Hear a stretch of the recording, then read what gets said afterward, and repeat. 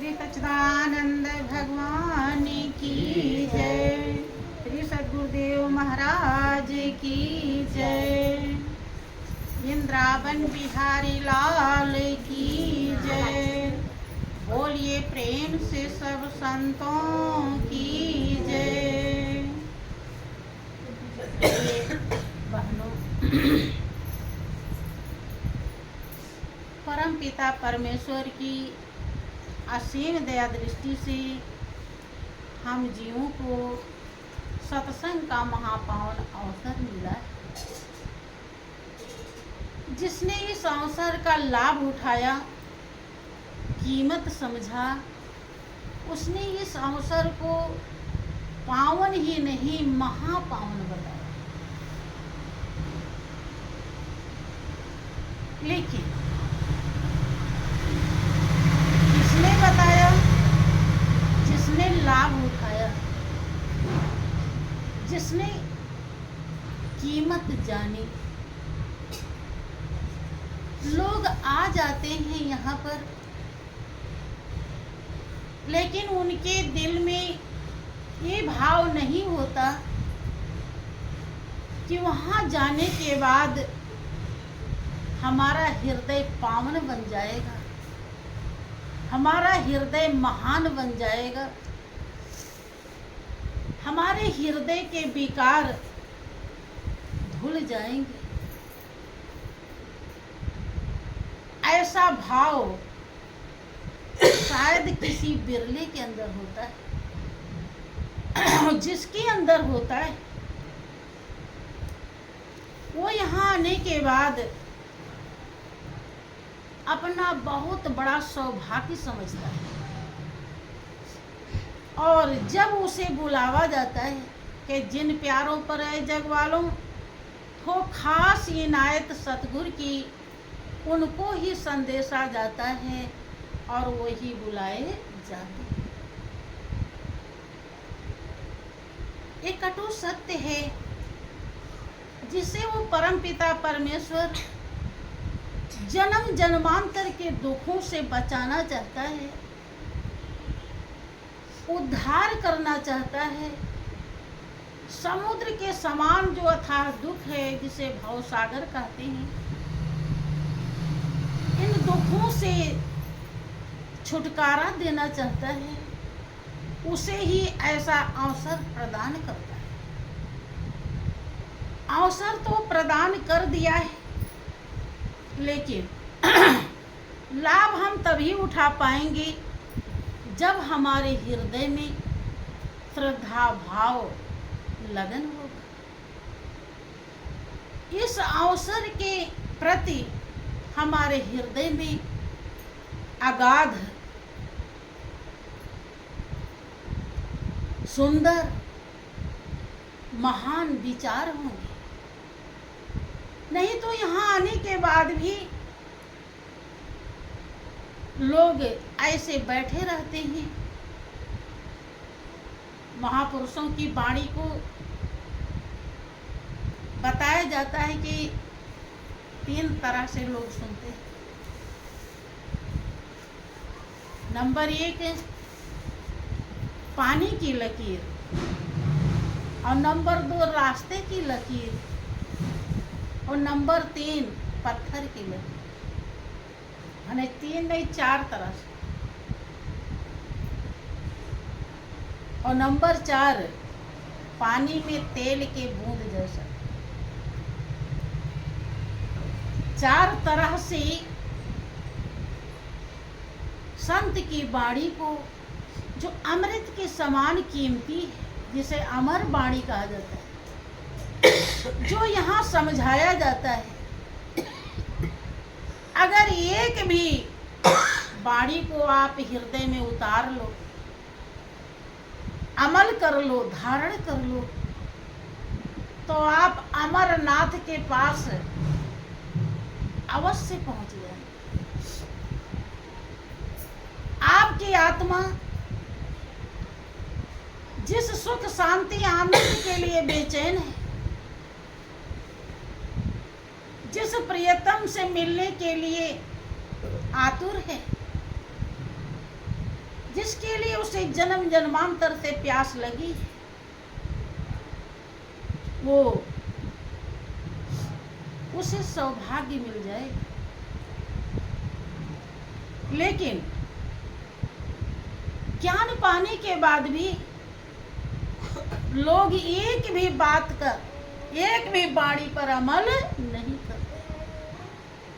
जैसे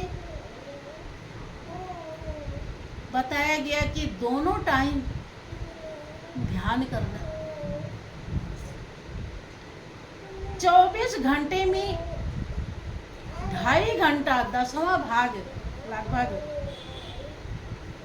ये धर्म का है, ये भगवान का है। 1.25 घंटा सुबह, 1.25 घंटा शाम हम ध्यान लगाएं। जिनको ज्ञान मिला है वो अपने हृदय से पूछें कि क्या इस वाणी पर अमल किया, तो शायद उनका दिल जानता होगा कि कितना अमल करते हैं। यही कारण है कि मंजिल मिलने में कई जन्म लग जाते हैं। अगर ध्यान करना शुरू कर दें तो उनके जो भी उल्टे संस्कार हैं, उल्टे कर्म हैं, जो उल्टा प्रारब्ध भोगने के लिए आने वाला है, वो सब सूली कांटों में बदल जाती है। ब्रह्मा का लेख मेटने की क्षमता है ब्रह्म ज्ञान, लेकिन हम उसकी कीमत नहीं समझते, आज तक कदर ही नहीं किया। हम इसीलिए सब कुछ होते हुए भी हमारा जीवन अधूरा रह जाता है। फूल भी है सही, वृक्ष भी है सही, डालियां भी सही, पत्तियां भी सही, और फिर भी आनंद के फल लग न सके, ऐसे ऋतुपत के आने से क्या फायदा। मनुष्य की जिंदगी मिली है, उसमें गुरु ज्ञान मिल गया, वो ज्ञान मिल गया जिसको प्राप्त करने के लिए मालिक ने जिंदगी दी है। ये आपको जो मनुष्य की जिंदगी मिली है, केवल केवल केवल उस परमपिता परमेश्वर की पहचान करके उससे दिल लगाने के लिए। कैसे हमारे रोम रोम में रम रहा है, क्या उसका स्वरूप है, कैसे वो चींटी के अंदर भी और हाथी के अंदर भी है, कैसे कोई कण खाली नहीं है, क्या हो सकता है वो। उस स्वरूप की पहचान करके हम उससे प्रेम लगा लें, यही मनुष्य जीवन का ध्येय और लक्ष्य है, यही उद्देश्य है। और वो श्री गुरु महाराज जी की असीम कृपा से, दया दृष्टि से जिनको ज्ञान मिला हुआ है उन्हें वो मिल गया है, लेकिन उन्हें परख नहीं है, पहचान नहीं है, और पहचान न होने के कारण उनके हृदय में प्रेम नहीं पैदा है, और बिना प्रेम के परमात्मा मिलता, ये मोहन प्रेम बिना नहीं मिलता, चाहे कर ले कोटि पाए। जब तक प्रेम पैदा नहीं होगा तब तक हमें मंजिल नहीं मिल सकती। हमारी आत्मा परमात्मा में एकाकार नहीं हो पाएगी। ठीक है, आपको साधन भी मिल गया, रास्ता भी बता दिया गया, राह खर्च भी मिल गया, सब कुछ है, लेकिन आप चलना ही बंद कर दें, वहीं बैठ जाए, तो क्या जहाँ पहुँचना है पहुँच पाएंगे? नहीं पहुँच पाएंगे। यही कारण है कि लोग यहाँ आने के बाद भी जो अनमोल वचन है, संत की वाणी को जिसने समझा, जिसने कदर किया, जिसने कीमत जानी, उसने एक एक वाणी को अनमोल वचन कहा। ऐसा वचन जिस वाणी का कोई कीमत नहीं दे सकता, चाहे वो अपना तन मन धन सब अर्पण कर दे, लेकिन उस वाणी का कीमत चुका नहीं सकता। तो कीमत समझी कबीर ने। वो क्या कहते हैं कि सब धरती कागज करूं, लेखन सब बन रहा, और 7 समुद्र की मसी करूं, गुरु गुण लिखा न जाए। कि पूरी जितनी धरती है सबका कागज बना दिया जाए, और दुनिया में जितने जंगल हैं, वन हैं, पेड़ पौधे हैं, सबकी कलम बना दी जाए। 7 समुद्र बताए जाते हैं इस दुनिया में, और 7 समुद्र की स्याही बना दी जाए। कह रहे हैं कि गुरु का गुण इतना स्याही है, इतना कलम है,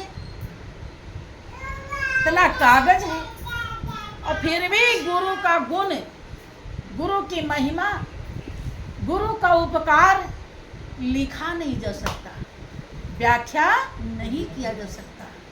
अब गौर करें, जहाँ इतनी बड़ी कीमत है और वहाँ हम थोड़ा भी ना समझें, तो जो हमें मिलना चाहिए, जो हमें पाना चाहिए, जहाँ पहुँचना चाहिए, क्या हम पहुँच पाएंगे? कभी संभव नहीं।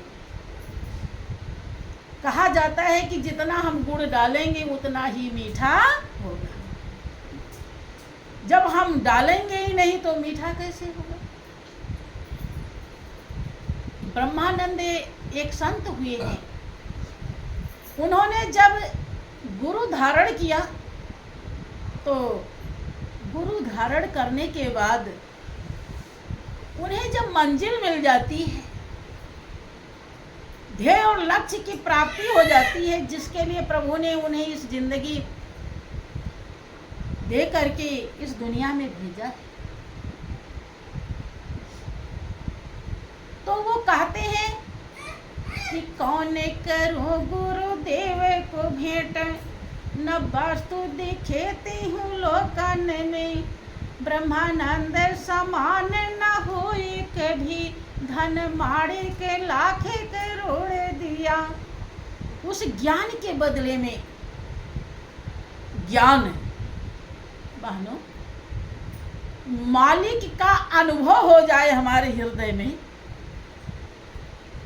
वो व्यापक शक्ति जिसके द्वारा हमारी दुनिया आबाद है, जिसके रहने से सब कुछ है और न रहने से कुछ भी, उसकी पहचान जिस तरीके से, जिस रास्ते से, जिस टेक्निक से हो जाता है, उसे ही ज्ञान कहा जाता है। वही ज्ञान है। जब ब्रह्मानंद को ज्ञान मिलता है सतगुरु के द्वारा, तो वो लाख करोड़ मणि, एक मणि लोग पूरी जिंदगी बीत जाती है, देख नहीं पाते, देखने को नहीं मिलता। बहुत बड़े सेठ राजा महाराजा क्या हो, लाख करोड़ मणि गुरुदक्षिणा में देते हैं, लेकिन कहते हैं कि क्या गुरुदेव को इस ज्ञान के बदले में भेंट करूं। उन्होंने तो अनमोल खजाना बख्श दिया, तीनों लोक से बड़ी दौलत दे दी, तीनों लोक के मालिक को दर्शा दिया। इसके बदले में मैं क्या दूं? लाख करोड़ मणि देने के बाद भी कह रहे हैं कि मेरे पास कुछ भी देने के लिए नहीं। किसने कहा? जिसने कीमत समझी, और जो कीमत नहीं, क्योंकि जिस दिन आपको ज्ञान मिलता है उसी दिन आपका जीवन पावन बनता है। इसके पहले आपने जो कुछ भी पूजा पाठ किया है, उस पूजा पाठ से आपका हृदय, आपका मानस पटल पावन नहीं होता। काहे नहीं होता? उससे शुभ कर्म तो हो जाते हैं, पुण्य थोड़ा तो बन जाता है जैसा भाव से आपने कुछ भी किया, लेकिन आपका हृदय, आपका मानस पटल पावन नहीं होता।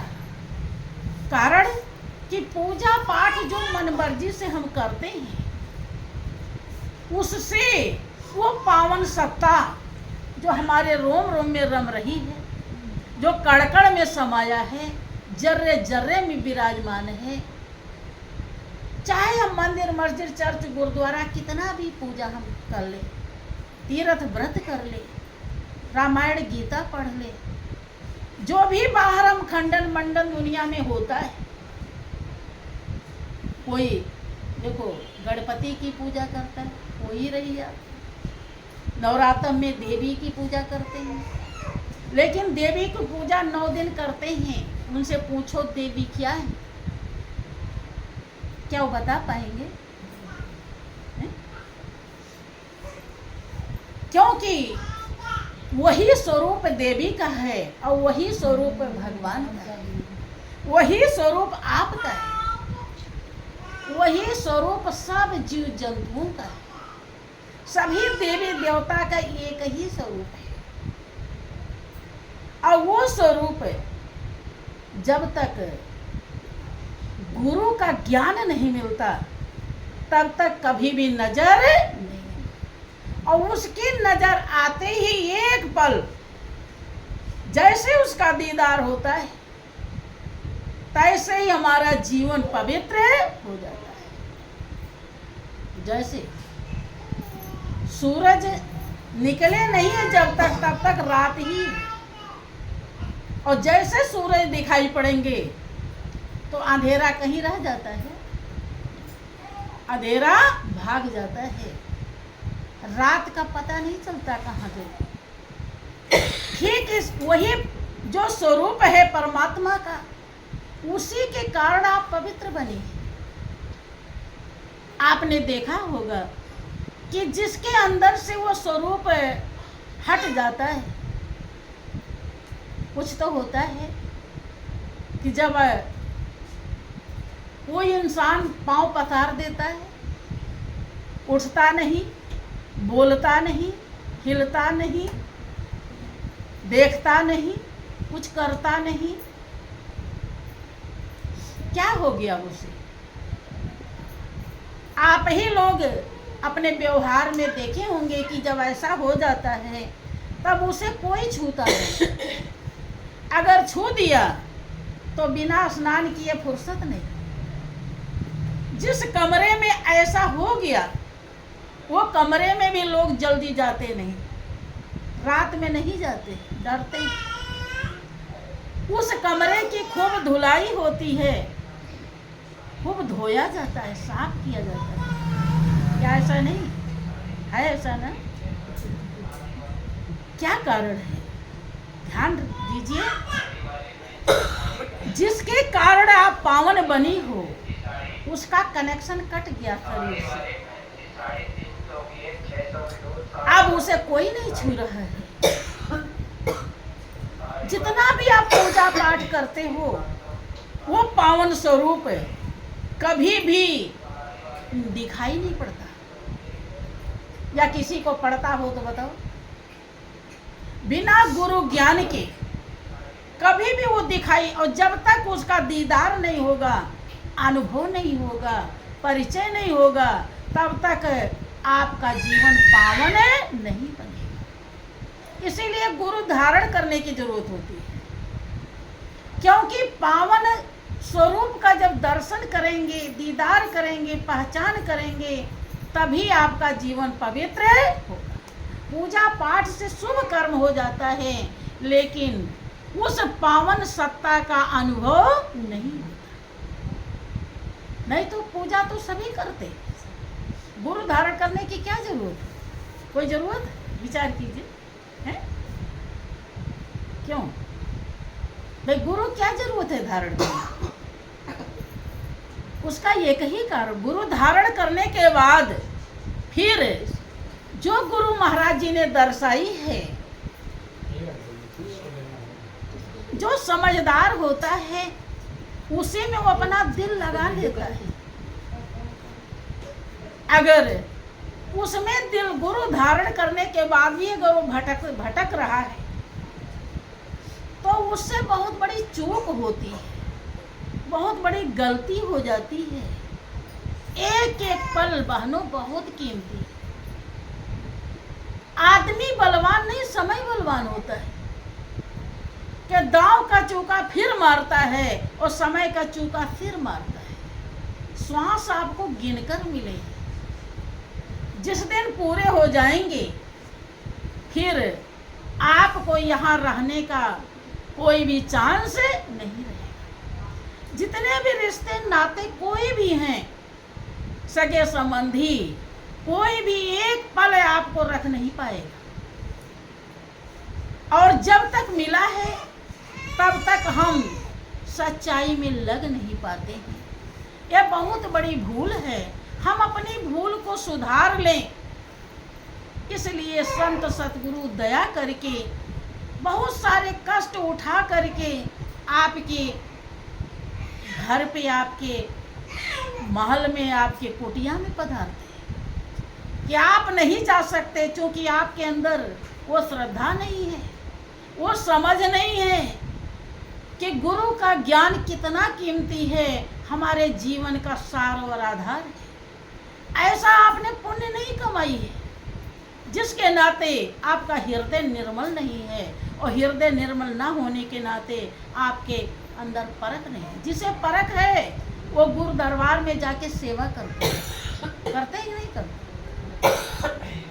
चाहे उनको कोई घर का काम पड़ा रहे, पेट धंधे का काम पड़ा रहे, लेकिन आत्मा जिस कर्तव्य से संतुष्ट होती है, आत्मा की प्यास बुझती है, वो उसे करने में पीछे नहीं, क्योंकि उन्हें समझ आ गई है कि शरीर को चाहे जितना भी पालेंगे एक दिन ये शमशान घाट पे जल के ही रहेगी, लेकिन आत्मा तो अविनाशी है।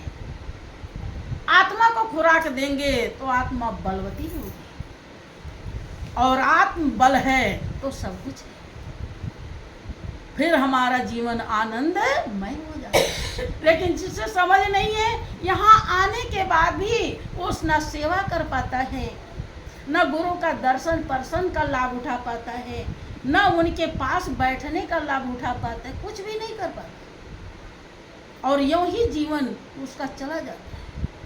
भगवान ने जन्म देकर मनुष्य की मौका दे दिया, गुरु महाराज जी ज्ञान दे करके मौका देते हैं, लेकिन अगर हम लाभ नहीं उठा पाएंगे तो हमारा जीवन अभागा रह जाएगा, हम अपने जीवन को सौभाग्य में बदल नहीं पाएंगे। एक भक्त जिसे समझ में आया कि संसार समुद्र के समान अथाह दुखों का भंडार है, इसमें कोई भी हमारा नहीं है, ये केवल राह खर्च है, मंजिल नहीं। तो वो गुरु चरणों में जा करके प्रार्थना करता है, विनती करता है। क्या कहता है? मोहे सुमिरन सिखा दो गुरु पैया पड़ू, मोहे सुमिरन सिखा दो गुरु पैया पड़ू, सत डगरिया दिखा दो गुरु पैया पड़ू, सत डगरिया दिखा दो गुरु पैया पड़ू। मुक्ति द्वार यह नर तन पाया, मुक्ति द्वार यह नर तन पाया, पर गुरु भक्ति का भेद न पाया, पर गुरु भक्ति का भेद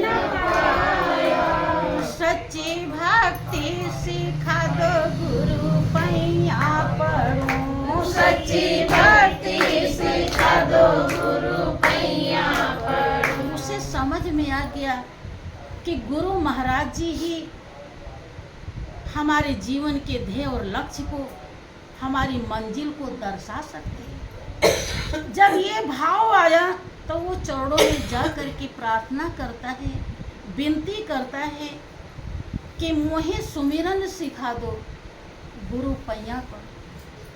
सुमिरन का मतलब होता है जो हरदम सुमिरा जाए, याद किया जाए। मालिक हरदम हर क्षण आपके रोम रोम में रम रहा है।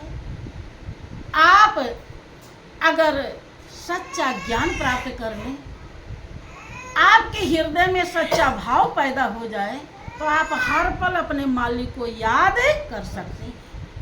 और वही सत्य है, वही अविनाशी है, वही सुख शांति आनंद स्वरूप है। जब आप उसे याद करते हैं तो सत्संग होता है, सत्य का संग होता है। सच्चा सत्संग वही है। भक्त व्याकुल होता है और कहता है कि मुझे पता है कि सुना है कि मुक्ति का द्वार है ये जीवन। किससे मुक्ति? द्वंद्व जो हमारे जीवन में है, क्या करें क्या नहीं करें, क्या अच्छा है क्या बुरा है, क्या अपना है क्या पराया है, क्या धर्म है क्या अधर्म है, यह सच्चाई को दर्शाने वाले गुरु महाराज जी होते हैं। जब तक हम गुरु चरणों में नहीं जाते, तब तक हमें इन विकारों से, परपंचों से हमें मुक्ति नहीं मिलती। अर्थात किसे धारण करना चाहिए, किसे छोड़ना चाहिए, इसका हमें ज्ञान, किसी ज्ञान को प्राप्त करने के लिए जिंदगी मिली है कि मुक्ति द्वार यह नर तन पाया, पर गुरु भक्ति का भेद। चाहे हम कितना भी पूजा पाठ कर ले बहनों, लेकिन गुरु भक्ति कैसे की जाती है, क्या तरीका है, क्या रास्ता है, हमें कभी नहीं मिल सकता जब तक गुरु धारण न करे। ये सच्ची भक्ति, देखिए इसका मतलब कोई झूठी भक्ति भी है, सच्ची है तो झूठी भी है। दो चीज से दुनिया बनाई है मालिक ने, एक दुनिया झूठी कही जाती है और एक दुनिया सच्ची कही जाती है। एक दुनिया बाहर है, एक दुनिया अंदर है। क्या सच्ची भक्ति सिखा दो गुरु पैया पड़ूं। आगे क्या कहता है? मोहे सुमिरन सिखा दो गुरु पैया पड़ूं, मोहे सुमिरन सिखा दो गुरु पैया पड़ूं, सत डगरिया दिखा दो गुरु पैया पड़ूं, सत डगरिया दिखा दो गुरु पैया पड़ूं। पड़ा हूँ साधन की खटपट में, पड़ा हूँ साधन की खटपट में, संत कहे परमेश्वर घट में, संत कहे परमेश्वर घट में। मोहे परिचय करा, मोहे दर्शन करा दो गुरु पैया पड़ूं, मोहे दर्शन करा दो गुरु पैया पड़ूं, सत डगरिया दिखा दो गुरु पैया पड़ूं, सत डगरिया दिखा दो गुरु पैया पड़ूं। भक्त कहता है कि पड़ा हूँ साधन की खटपट में, मैं भरम में हूँ, चौराहे पर हूँ, कौन सा रास्ता मंजिल के लिए जाता है?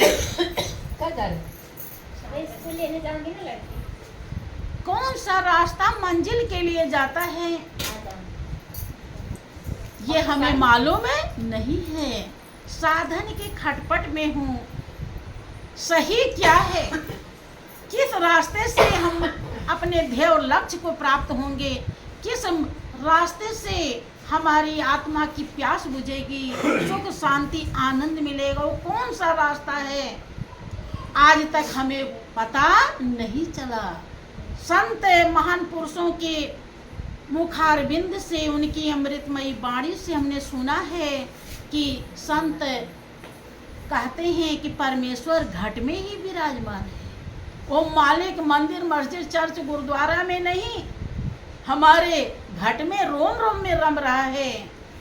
हे गुरुदेव, मुझे परिचय दर्शन करा दो, तभी तो विश्वास होगा कि वो हमारे घट में विराजमान है। जब तक दर्शाएंगे नहीं मालिक को, कैसे क्या पता है कि नहीं है।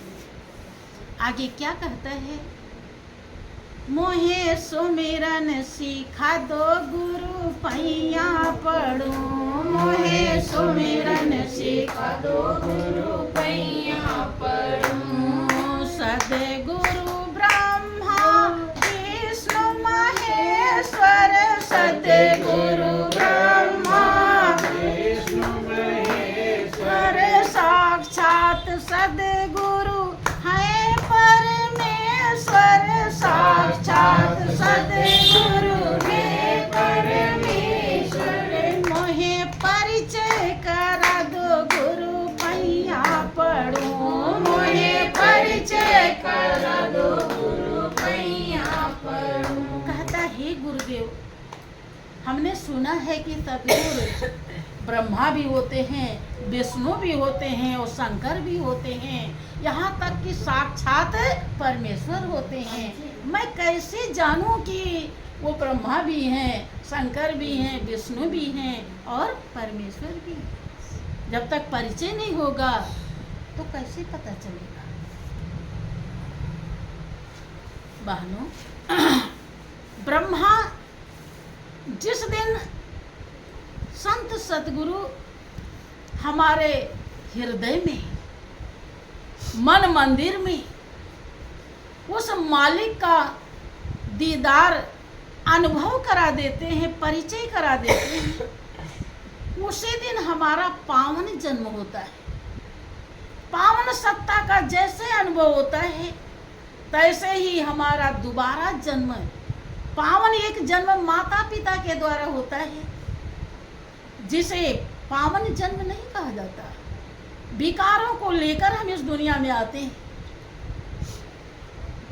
लेकिन जो सद्गुरु जन्म देते हैं, जिस मालिक को दर्शाते हैं, निर्दोष निर्विकार निर्लिप्त है, उसके अंदर कोई कमी नहीं, कोई दोष नहीं, कोई पाप नहीं, इसलिए उसको पावन जन्म कहा जाता है। पावन जन्म देकर के वो ब्रह्मा कहलाते हैं, इसलिए उनको ब्रह्मा कहा जाता है।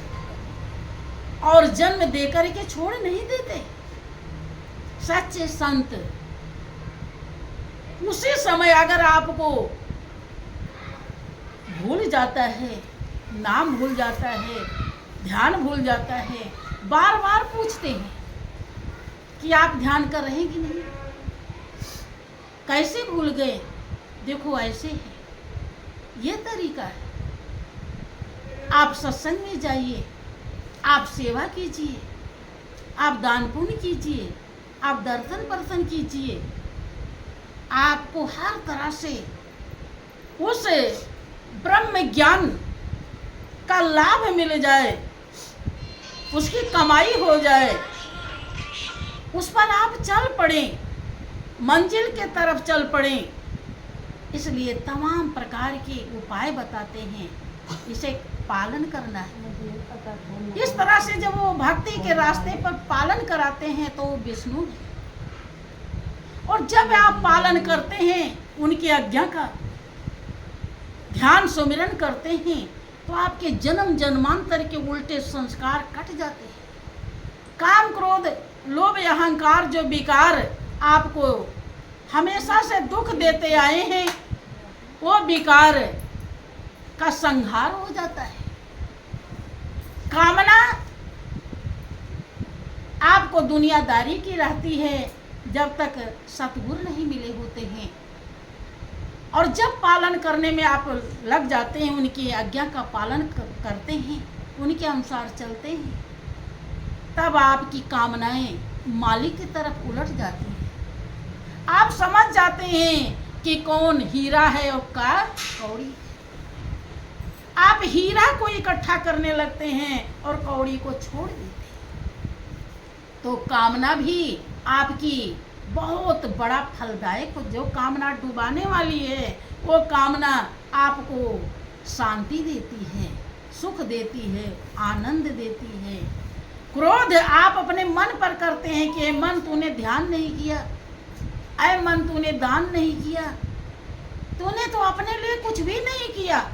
आप बार बार अपने मन को डांटते हैं और जब मन को डांटते हैं तो क्रोध भी अच्छा बन जाता है। जो दूसरे पर क्रोध करके आप दूसरे के दिल को दुखाते हैं, लेकिन जब अपने मन पर आप क्रोध करते हैं तो मन प्रभु में लग जाता है। लोभ है, आप थोड़ी देर ध्यान आधा घंटा बैठते हैं, पालन करते करते गुरु आज्ञा का पालन करते हैं, संस्कार महान बनता चला जाता है, तो आपको लोभ है मालिक के ध्यान का होने लगता है। आपको समझ में आ जाता है कि दुनिया में सबसे बड़ा हितैषी तो यही है। जब कोई नहीं था तो भी यही था और जब कोई नहीं रहेगा तो भी यही रहेगा। यही तो मेरा सब करता धरता है, सब तो केवल निमित्त मात्र हैं। तो आप सोचते हैं कि 1 घंटा ध्यान कर लेते तो ज़्यादा अच्छा। नाम रूपी धन इकट्ठा कितना कर लें, लूट लें तो बहुत अच्छा होगा। तो लोभ जो डुबाने वाला है, जिस लोभ के कारण हम फंस जाते हैं, वो लोभ है जब मालिक में लग जाता है तो हमारे बंधन कट जाते हैं। हम डाह गए, मत्सर ईर्ष्या द्वेष करते हैं, लेकिन जब हमारा हृदय निर्मल हो जाता है तो भाव आता है कि सभी के रोम रोम में तो हमारा मालिक ही बैठा है। सभी को तो हमारे मालिक ब्रह्मा ने ही बनाया है। एक ही प्रभु ने तो सबको बनाया है। कौन पराया कौन अपना है, सभी तो अपने हैं। कि भगवान तुम्हारे चरणों में जब प्यार किसी का हो जाए तो 2-4 की फिर तो बात है क्या, संसार उसी का हो जाए। तो इस तरह से सारे विकार धन्य हो जाते हैं। सब विकारों का बहुत बड़ा लाभ मिल जाता है। यहाँ तक कि विकार ही इतने अच्छे बन जाते हैं, मालिक में मिलकर मालिकमय हो जाते हैं, प्रभुमय हो जाते हैं और हमारा जीवन शांति सुख आनंद का भंडार हो जाता है। सारे विकार छट करके खत्म हो जाते हैं, अच्छे बन जाते हैं, इधर से उधर चले जाते हैं, सब विकारों का संहार हो जाता है। इसलिए शंकर मालिक की पहचान दीदार करा देते हैं, क्योंकि स्वयं ही अंदर प्रकट होते हैं, इसलिए वो साक्षात पार ब्रह्म कहलाते हैं। क्या इसका परिचय करा दो, तभी तो हम पहचान पाएंगे कि सतगुरु ब्रह्मा भी हैं, विष्णु भी हैं और शंकर। मोहे सुमिरन सिखा दो गुरु पैया पढ़ूं, मोहे सुमिरन सिखा दो गुरु पैया पढ़ूं। बिना कृपा कोई जान न पाए, बिना कृपा कोई जान न पाए। चाहे जितनी बुद्धि लगाए, चाहे जितनी बुद्धि लगाए। मोह का पर्दा हटा दो गुरु पैया पढ़ूं, मोह का पर्दा हटा दो गुरु पैया पढ़ूं। मोहे सुमिरन सिखा दो गुरु पैया पढ़ूं, मोहे सुमिरन सिखा दो गुरु पैया पढ़ूं। सतडगरिया दिखा दो गुरु पैया पढ़ूं, सतडगरिया दिखा दो गुरु पैया पढ़ूं। मोह के कारण हम सच्चाई को समझ नहीं पाते। जितना भी व्यक्ति वस्तु है सब आपके प्रयोग के लिए मालिक ने दिया है, लेकिन कौन हितकर है और कौन अहितकर है, किस में भलाई है किस में बुराई है, जब तक आपको सच्चाई का बोध ज्ञान नहीं होगा, आप मोह में पड़े रहेंगे। जो न कभी अपना हुआ है, न हो रहा है, न होगा, उसी को अपना समझेंगे तो कभी भी गुरु की कृपा को प्राप्त नहीं कर पाएंगे। आगे आपकी इच्छा है, बोलिए प्रेम से श्री सद्गुरुदेव